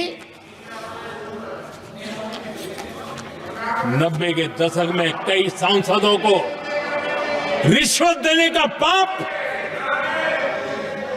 ये संविधान की भावना थी कि 140 करोड़ वासियों के मन में जो लोकतंत्र पनपा है, उस लोकतंत्र के साथ ये खिलवाड़। कांग्रेस के लिए सत्ता सुख, सत्ता की भूख, यही एकमात्र कांग्रेस का इतिहास है, कांग्रेस का वर्तमान है। आदरणीय सभापति जी, 2014 के बाद एनडीए को सेवा का मौका मिला। संविधान और लोकतंत्र को मजबूती मिली। ये पुरानी जो बीमारियों थी, उस बीमारी से मुक्ति का हमने एक अभियान चलाया। बीते 10 साल यहां से पूछा गया, हमने भी संविधान संशोधन किए। जी हां, हमने भी संविधान संशोधन किए हैं, देश की एकता के लिए, देश की अखंडता के लिए, देश के उज्जवल भविष्य के लिए और संविधान की भावना के प्रति पूर्ण समर्पण के साथ किए हैं। हमने संविधान संशोधन किया, क्यों किया? इस देश का ओबीसी समाज तीन दशक से ओबीसी कमीशन को संवैधानिक दर्जा देने के लिए मांग कर रहा है। ओबीसी के सम्मान के लिए, उसको संवैधानिक दर्जा देने के लिए हमने संविधान संशोधन किया है। हमें गर्व है ये करने का। समाज के दबे कुचले लोगों को उनके साथ खड़े होना, ये हम अपना कर्तव्य मानते हैं, इसलिए संविधान संशोधन किया। आदरणीय सभापति जी, इस देश में एक बहुत बड़ा वर्ग था, वो किसी भी जाति में क्यों न जन्मा हो, लेकिन गरीबी के कारण अवसरों को वो पा नहीं सकता था, आगे बढ़ नहीं सकता था, और इसलिए उसने असंतोष की ज्वाला भड़क रही थी और सबकी मांग रहती थी, कोई निर्णय नहीं करता था। हमने संविधान संशोधन किया, सामान्य जन के, गरीब परिवार के 10% आरक्षण का किया, और ये पहला आरक्षण का संशोधन था। देश में कोई विरोध का स्वर नहीं उठा, हर किसी ने प्यार से उसको स्वीकार किया। संसद ने भी सहमति के साथ पारित किया, क्योंकि समाज की एकता की उसमें ताकत पड़ी थी, संविधान की भावनाओं का भाव पड़ा था, सबने सहयोग किया था, तब जाकर के हुआ था। आदरणीय सभापति जी, जी हां, हमने भी संविधान में संशोधन किए हैं, लेकिन हमने संविधान में संशोधन किया महिलाओं को शक्ति देने के लिए। संसद और विधानसभा में, और संसद का पुराना भवन गवाह है, जब देश महिलाओं को आरक्षण देने के लिए आगे बढ़ रहा था और कानून यानी बिल पेश हो रहा था, तब उन्हीं का एक साथी दल वेल में आता है, कागज छीन लेता है, फाड़ देता है और सदन स्थगित हो जाता है और 40 साल तक विषय लटका रहता है। और वो आज उनके मार्गदर्शक है, जिन्होंने देश की महिलाओं के साथ अन्याय किया, वो उनके मार्गदर्शक है।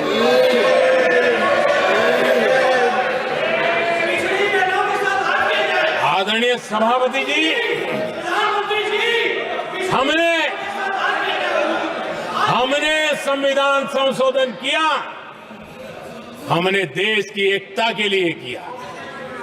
बाबा साहब आंबेडकर का संविधान 370 की दीवार के कारण जम्मू कश्मीर की तरफ देख भी नहीं सकता था।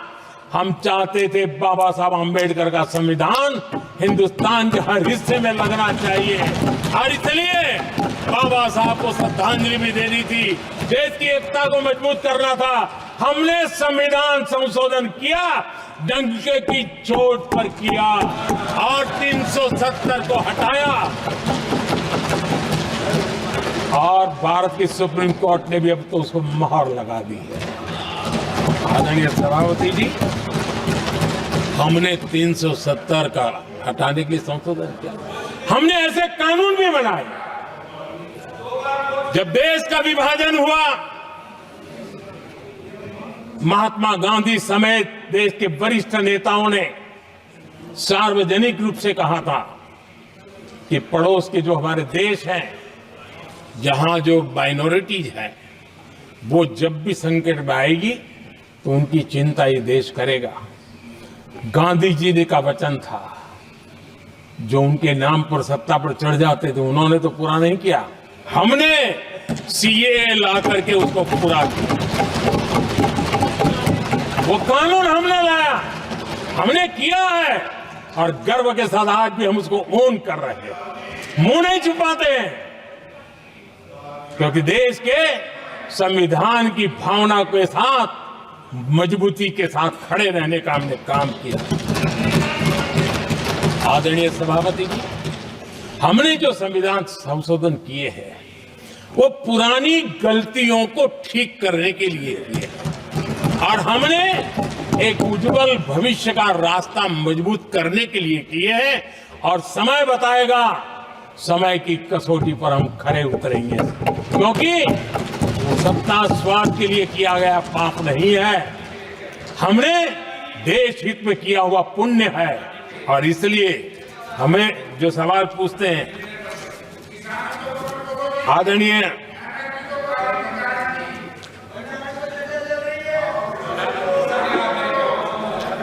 सभापति जी, यहां संविधान पर अनेक भाषण हुए, अनेक विषय उठाए गए, हर एक की अपनी मजबूरियां होगी, राजनीति कुछ न कुछ करने के लिए कुछ करते होंगे,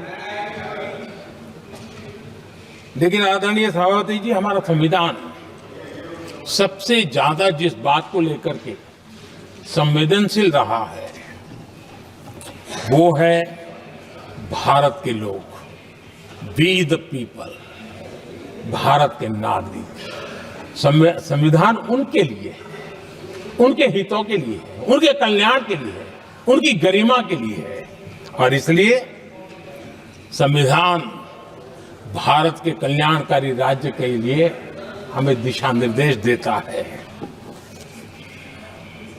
और कल्याणकारी राज्य का मतलब है जहां नागरिकों को भी गरिमा प्राप्त हो, उनको गरिमामय जीवन की गारंटी मिलनी चाहिए। हमारे कांग्रेस के साथियों को एक शब्द बहुत प्रिय है, मैं आज उस शब्द का उपयोग करना चाहता हूं और उनका सबसे प्रिय शब्द जिसके बिना वो जी नहीं सकते वो शब्द है जुमला। कांग्रेस का हमारे साथी उनको दिन रात जुमला, लेकिन इस देश को पता है हिंदुस्तान में अगर सबसे बड़ा जुमला कोई था और वो 4-4 पीढ़ी ने चलाया, वो जुमला था गरीबी हटाओ। ये ऐसा जुमला था, ये गरीबी हटाओ ऐसा जुमला था, उनकी राजनीति की रोटी तो सिकती थी लेकिन गरीब का हाल ठीक नहीं होता था। आदरणीय सभापति जी, जरा कोई मुझे कहे आजादी के इतने सालों के बाद क्या एक डिग्निटी के साथ जीने वाले परिवार को क्या उसे टॉयलेट भी उपलब्ध नहीं होना चाहिए? क्या आपको ये काम करने की फुर्सत नहीं मिली? आज देश में टॉयलेट बनाने के अभियान को, जो गरीबों के लिए एक सपना था, उसकी डिग्निटी के लिए हमने इस काम को हाथ में लिया और हमने जी जान से उससे जुटे रहे। उसका मजाक उड़ाया गया, मुझे मालूम है, लेकिन उसके बाद भी सामान्य नागरिक के जीवन का गरिमा ये हमारे दिल और दिमाग में होने के कारण हम डिगे नहीं, हम अड़े रहे, हम आगे बढ़ते चले गए और तब जाकर के ये सपना साकार हुआ। माताएं बहनें खुले में सोच जा रही थी, या तो सूर्योदय के पहले या सूर्योदय के बाद, और आपको कभी पीड़ा नहीं हुई। और उसका कारण यह था कि आपने गरीबों को और गरीबी को टीवी में देखा है, अखबार की सुर्खियों में देखा, आपको गरीब की जिंदगी का पता नहीं, वरना आप इसके साथ ऐसा जुल्म नहीं करते। आदरणीय सभापति जी, इस देश की 80% जनता पीने के शुद्ध पानी के लिए तरसती रही। क्या मेरा संविधान हमें रोकता था? क्या संविधान तो ये चाहता था कि सामान्य मानवीय की सुविधाओं को ध्यान दिया जाए। आदरणीय सभापति जी, ये काम भी हमने बड़े समर्पण भाव से आगे बढ़ाया है। आदरणीय सभापति जी, इस देश की करोड़ों माताएं चूल्हे में खाना पकाना और धुएं से आंखें लाल, कहते हैं कि सैकड़ों सिगरेट का धुआं खाना पकाते हैं तब धुआं शरीर में जाता है। उन माताओं बहनों की आंखें लाल होती थी, इतना नहीं उनका शरीर स्वास्थ्य खत्म हो जाता था। उनको धुएं से मुक्ति का काम, और 2013 तक क्या चर्चा चलती थी, 9 सिलेंडर देंगे कि 6 सिलेंडर देंगे। इस देश ने देखते ही देखते हर घर तक गैस का सिलेंडर पहुंचा दिया, क्योंकि हमारे लिए हर नागरिक 70 साल के बाद जो बेसिक सुविधाएं हैं उसकी तरफ। आदरणीय सभापति जी, अगर हमारा गरीब परिवार दिन रात मेहनत करके गरीबी से बाहर निकलने के लिए कोशिश करता है, बच्चों को पढ़ाना चाहता है, लेकिन घर में एक बीमारी आ जाए तो उसका सारा प्लान बेकार हो जाता है, पूरा परिवार की सारी मेहनत पानी में चली जाती है। क्या इन गरीब परिवारों के इलाज के लिए कुछ आप सोच नहीं सकते थे? 50-60 करोड़ देशवासियों को मुफ्त इलाज मिले। संविधान की उस भावना का आदर करते हुए हमने आयुष्मान योजना को लागू किया, और आज देश के 70 साल के ऊपर के किसी भी वर्ग के क्यों न हो, उनके लिए भी हमने व्यवस्था की। आदरणीय सभापति जी, जरूरतमंदों को राशन देने की बात, और उसका भी मजाक उड़ाया जा रहा है। जब हम कहते हैं कि 25 करोड़ लोग गरीबी को परास्त करने में सफल हुए, तो फिर हमें सवाल पूछा जाता है कि आप गरीब को राशन फिर क्यों देते हो? आदरणीय सभापति जी, जो गरीबी से निकल के आया है ना, उसे पता होता है कि अस्पताल में भी एक पेशेंट स्वस्थ होने के बाद जब छुट्टी देते हैं ना, तो डॉक्टर भी कहता है कि आप घर जाइए, तबीयत ठीक है, ऑपरेशन अच्छा हुआ है, लेकिन महीने पर ये जरा संभालना, ये मत करना, क्योंकि पेशेंट दोबारा तकलीफ में ना आए, गरीब दोबारा गरीब न बने, इसलिए उसका हैंड होल्डिंग जरूरी है। और इसलिए हम मुफ्त राशन दे रहे हैं। उसकी मजाक मत उड़ाओ, क्योंकि हमें गरीबी से जो बाहर निकला है उसको दोबारा गरीबी में जाने नहीं देना है, और जो अभी भी गरीबी में है उसे हमें गरीबी से बाहर लाना है। आगे जी, आदरणीय सभापति जी, हमारे देश में गरीबों का नाम पर जो जुमले चले, उसी गरीबों के नाम पर बैंकों का राष्ट्रीयकरण किया गया गरीबों के नाम पर। लेकिन 2014 तक इस देश के 50 करोड़ नागरिक ऐसे थे जिन्होंने बैंक का दरवाजा तक नहीं देखा था। आदरणीय सभापति जी, गरीब को बैंक में प्रवेश तक नहीं था, ये पाप आपने किया। और आज 50 करोड़ गरीबों के बैंक खाते खोल करके हमने बैंक के दरवाजे गरीबों के लिए खोल दिए। इतना ही नहीं, ये एक प्रधानमंत्री कहते थे कि दिल्ली से 1 रुपया निकलता है तो 15 पैसा पहुंचता है, लेकिन उपाय उनको आता नहीं था। उपाय हमने दिखाया। आज दिल्ली से 1 रुपया निकलता है, 100 के 100 पैसे गरीब के खाते में जमा होते हैं। क्यों?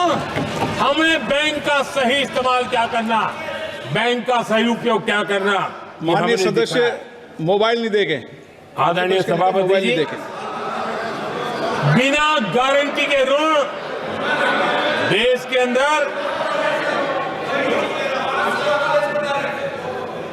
जिन लोगों को बैंक के दरवाजे तक जाने की इजाजत नहीं थी, आज इस स्थापित सरकार का संविधान के प्रति जो समर्पण है ना, आज बिना गारंटी वो बैंक से लोन ले सकता है।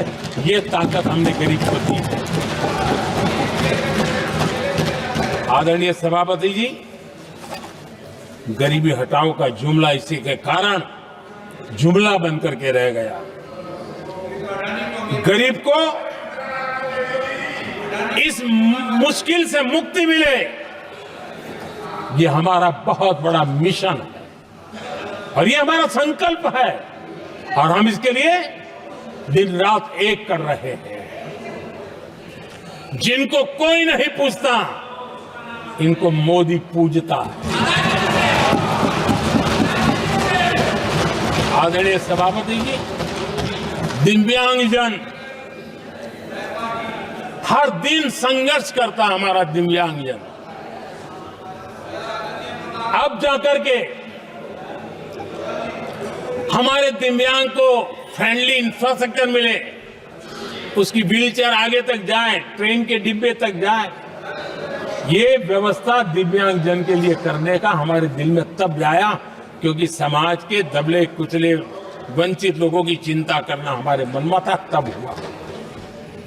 आदरणीय सभापति जी, आप मुझे बताइए, एक तो भाषा के नाम पर झगड़ा करना तो सिखा दिया आपने, लेकिन मेरे दिव्यांगजनों के साथ कितना अन्याय किया।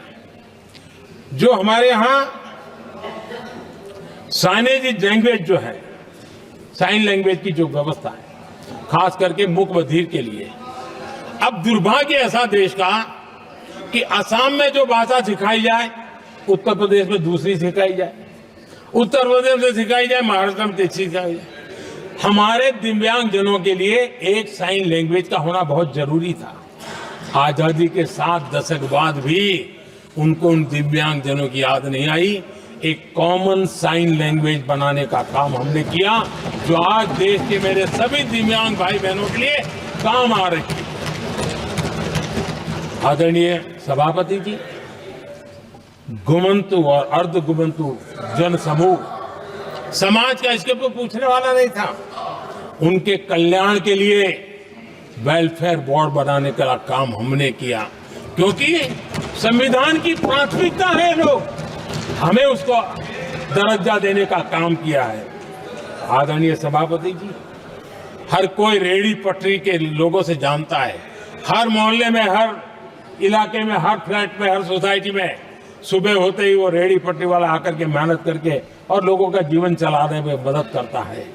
उसको बेचारे को 12-12 घंटे काम करे, रेहड़ी भी किसी से किराए पर ले ले, किसी से ब्याज से पैसा ले, किसी से सामान खरीदे, शाम को ब्याज खाओ पैसा ले जाए, बड़ा मुश्किल से अपने बच्चों के लिए ब्रेड का टुकड़ा ले जा सके। ये हालत थी।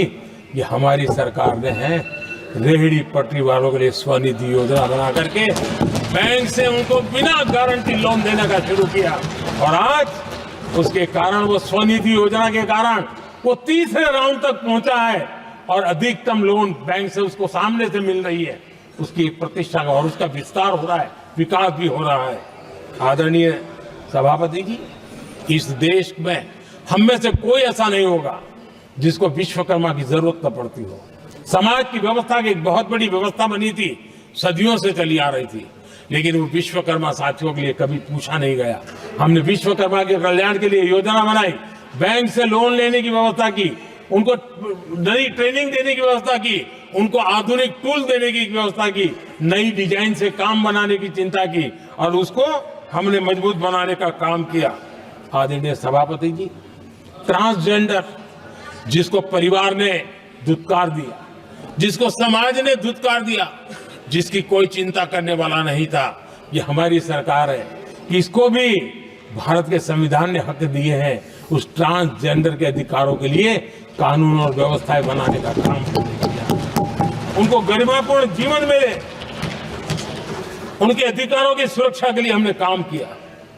आदरणीय सभापति जी, हमारे आदिवासी समाज इतनी सारी बातें करते, मुझे तो याद है मैं जब गुजरात का मुख्यमंत्री बना तो हमारे यहाँ उमरगांव से अंबाजी तक एक पूरा बेल्ट, गुजरात का पूर्वी हिस्सा पूरा आदिवासी बेल्ट, और एक कांग्रेस के मुख्यमंत्री आदिवासी रह चुके थे। इतने सालों के बाद भी उस पूरे इलाके में एक भी साइंस स्ट्रीम की स्कूल नहीं थी।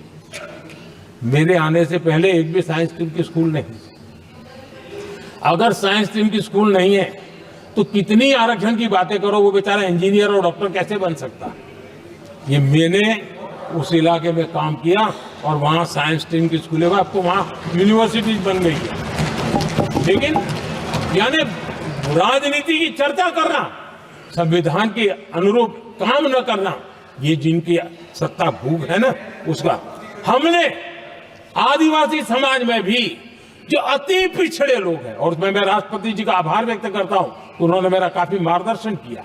राष्ट्रपति महोदय ने मेरा मार्गदर्शन किया और उसमें से पीएम जनमन योजना बनी। हमारे देश में बिखरे बिखरे आदिवासी समाज के छोटे छोटे समूह हैं जो आज भी उनको कोई सुविधा प्राप्त नहीं हुई थी। हमने ढूंढ ढूंढ करके, संख्या बहुत कम है, वोट की राजनीति में उनकी तरफ देखने वाला कोई नहीं था, लेकिन मोदी है जो आखिर को भी समझता है। और इसलिए हमने उनके लिए पीएम जनमन योजना के द्वारा उनके विकास की। आदरणीय सभापति जी,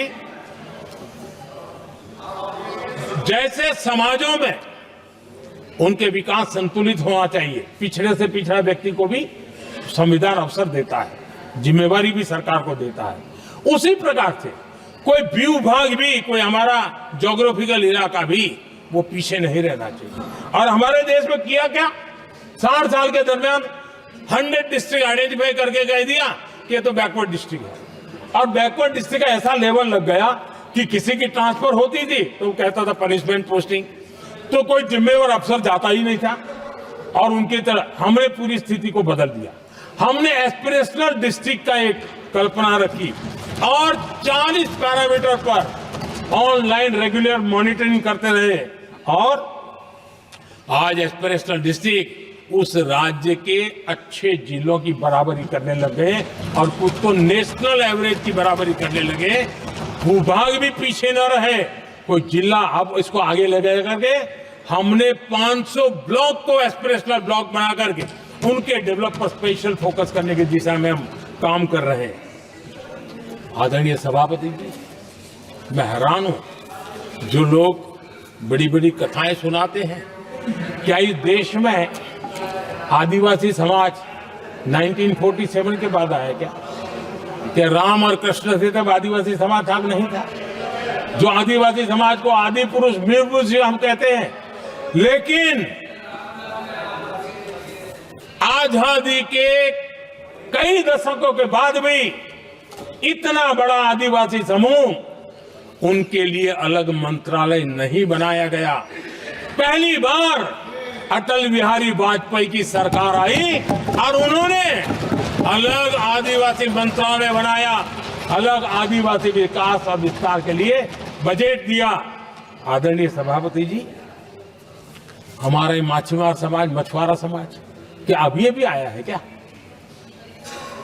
क्या उनकी नजर नहीं की आपकी? इन मछुआरा समाज के कल्याण के लिए पहली बार हमारी सरकार ने आकर के अलग मंत्रालय बनाया फिशरीज का। उनके कल्याण के लिए अलग से हमने बजट दिया, समाज के इस तबके की चिंता की। आदरणीय सभापति जी, मेरे देश का छोटा किसान, उसके जीवन में सहकारिता एक मुख्य अंग है। छोटे किसान की जिंदगी को सामर्थ्य देने के लिए सहकारी क्षेत्र को जिम्मेवार बनाना, सहकारी क्षेत्र को सामर्थ्यवान बनाना, सहकारी क्षेत्र को बल देना, इसकी महात्मा हम समझते हैं, क्योंकि छोटा किसान, उसकी चिंता हमारे दिल में थी और इसलिए हमने अलग सहकारिता मंत्रालय बनाया। हमारी सोचने का तरीका क्या है? हमारे देश में नौजवान है, पूरा विश्व आज वर्कफोर्स के लिए तरस रहा है। देश में डेमोग्राफिक डिवीजन लेना है तो हमारे इस वर्कफोर्स को स्किल बनाना चाहिए। हमने अलग स्किल मंत्रालय बनाया ताकि दुनिया की आवश्यकता के अनुसार मेरा देश का नौजवान तैयार हो और विश्व के साथ वो अपने आगे बढ़े। आदरणीय सभापति जी, हमारा नॉर्थ ईस्ट इसलिए कि वहां वोट कम है, सीटें कम है, इसकी कोई परवाह नहीं है। ये अटल जी की सरकार थी जिसने पहली बार नॉर्थ ईस्ट के कल्याण के लिए डोनियर मंत्रालय की व्यवस्था की और आज उसका परिणाम है कि नॉर्थ ईस्ट के विकास की नई चीजों को हम प्राप्त कर पाए। इसी के कारण रेल, रोड, पोर्ट, एयरपोर्ट ये बनने की दिशा में आगे बढ़ रहे हैं। आदरणीय सभापति जी, आज भी दुनिया के देशों में लैंड रिकॉर्ड के लेकर के समृद्ध देशों को भी कई संकट। हमने गांव के हर सामान्य व्यक्ति को अपना लैंड रिकॉर्ड, उसके घर की मालिकीन का हक के कागज नहीं है, उसके कारण उसको बैंक से लोन चाहिए हो, कहीं बाहर जाए तो कोई कब्जा कर लिया, एक स्वामित्व योजना बनाई और देश के गांव के ऐसे समाज के दबे कुचले लोगों को वो कागज हम दे रहे हैं जिसके कारण उसका मालिकी हक बन रहा है। वो स्वामित्व योजना एक बहुत बड़ा दिशा दे रहा है।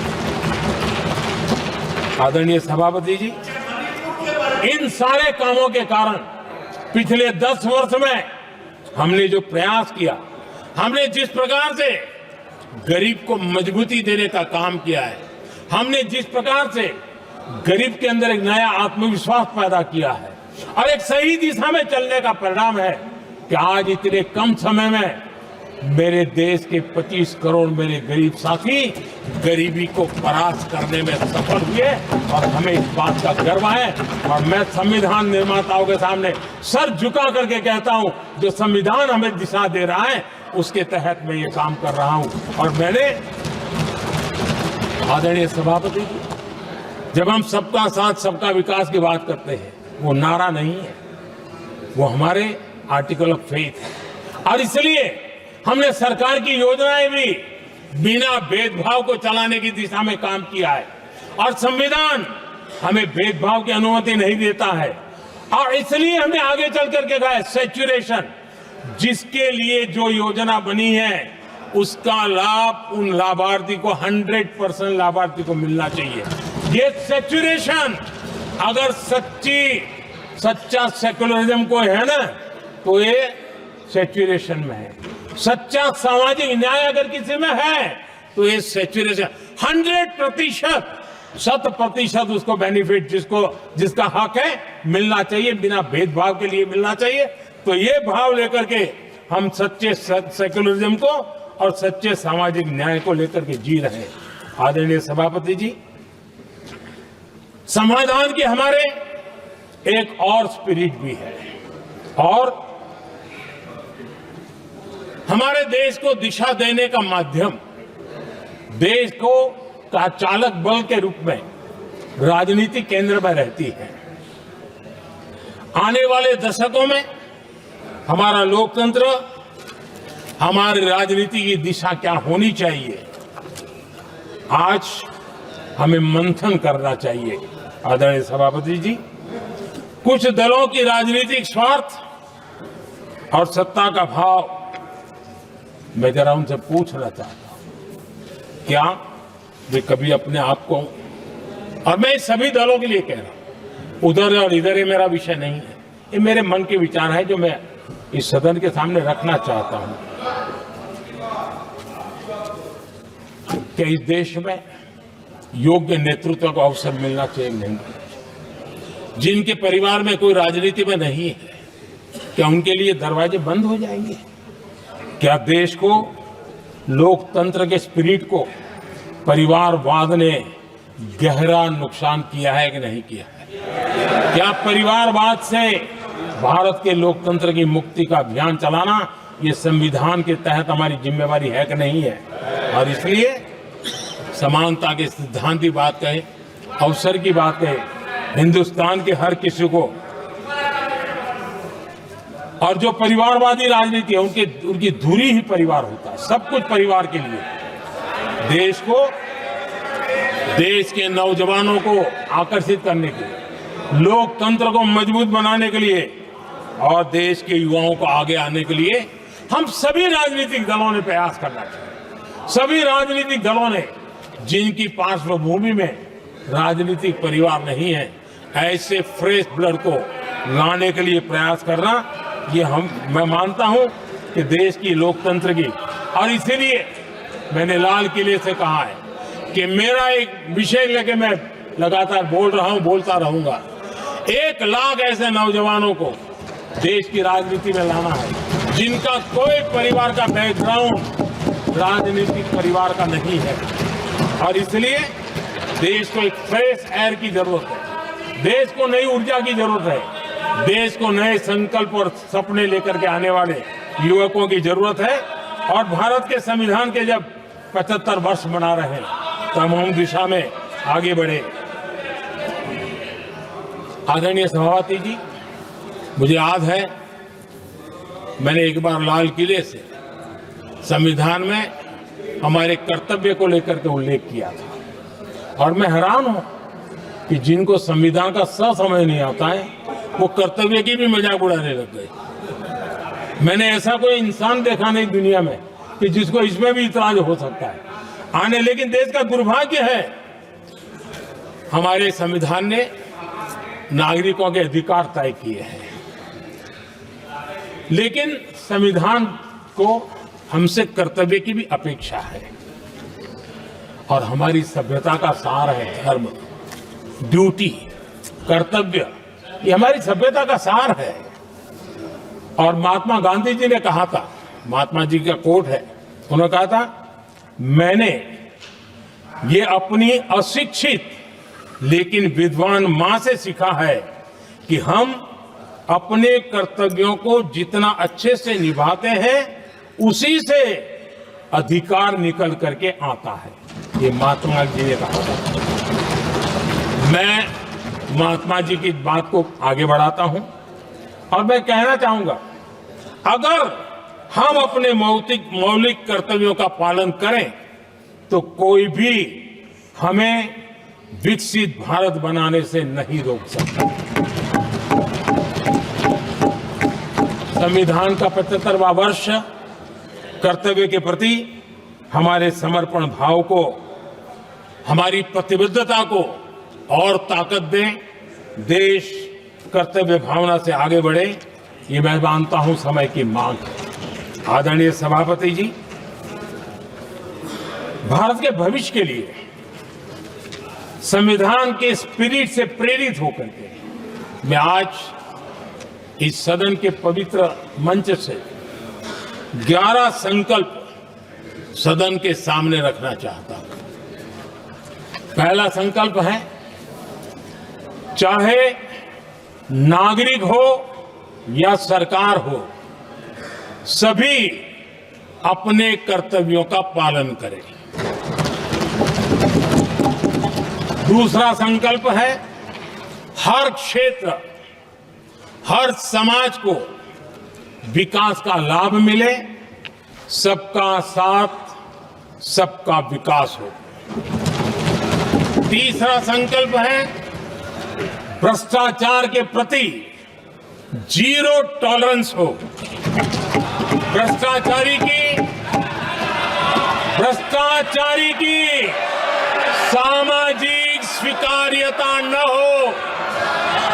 भ्रष्टाचारी की सामाजिक स्वीकार्यता न हो। चौथा संकल्प है, देश के कानून, देश के नियम, देश की परंपराओं के पालन में देश के नागरिकों को गर्व होना चाहिए, गर्व का भाव हो। पांचवा संकल्प, गुलामी की मानसिकता से मुक्ति हो, देश की विरासत पर गर्व हो। छठा संकल्प, देश की राजनीति को परिवारवाद से मुक्ति मिले। सातवां संकल्प, संविधान का सम्मान हो। राजनीतिक स्वार्थ के लिए संविधान को हथियार न बनाया जाए। आठवां संकल्प, संविधान की भावना के प्रति समर्पण रखते हुए जिनको आरक्षण मिल रहा है वो न छीना जाए और धर्म के आधार पर आरक्षण की हर कोशिश पर रोक लगे। नौवां संकल्प, विमेन लेड डेवलपमेंट में भारत दुनिया के लिए मिसाल बने। 10वां संकल्प, राज्य के विकास से राष्ट्र का विकास, ये हमारा विकास का मंत्र हो।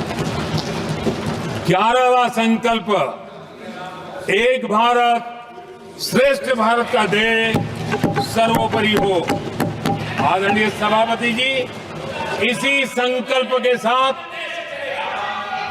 हम सब मिलकर के अगर हम आगे बढ़ते हैं तो संविधान की जो निहित भावना है, वी द पीपल, सबका प्रयास, हम इसी मंत्र को लेकर के आगे चले और विकसित भारत का सपना इस सदन में बैठे हुए सबका तो होना ही चाहिए। 140 करोड़ देशवासियों का सपना जब बन जाता है और संकल्प लेकर के जब देश चल पड़ता है तो इच्छित परिणाम लेकर के रहता है। मेरा 140 करोड़ देशवासियों के प्रति मेरी अपार श्रद्धा रही है। उनके सामर्थ्य पर मेरी श्रद्धा है, देश की युवा शक्ति पर मेरी श्रद्धा है, देश की नारी शक्ति पर मेरी श्रद्धा है। और इसलिए मैं कहता हूं कि देश 2047 देश जब आजादी के 100 साल मनाएगा तो विकसित भारत के रूप में मनाएगा। इस संकल्प के साथ आगे बढ़े। मैं फिर एक बार इस महान पवित्र कार्य को आगे बढ़ाने के लिए सबको शुभकामनाएं देता हूं और मैं आदरणीय सभापति जी, आपने समय बढ़ाया, इसके लिए मैं आपका बहुत बहुत आभार व्यक्त करता हूं। बहुत बहुत धन्यवाद।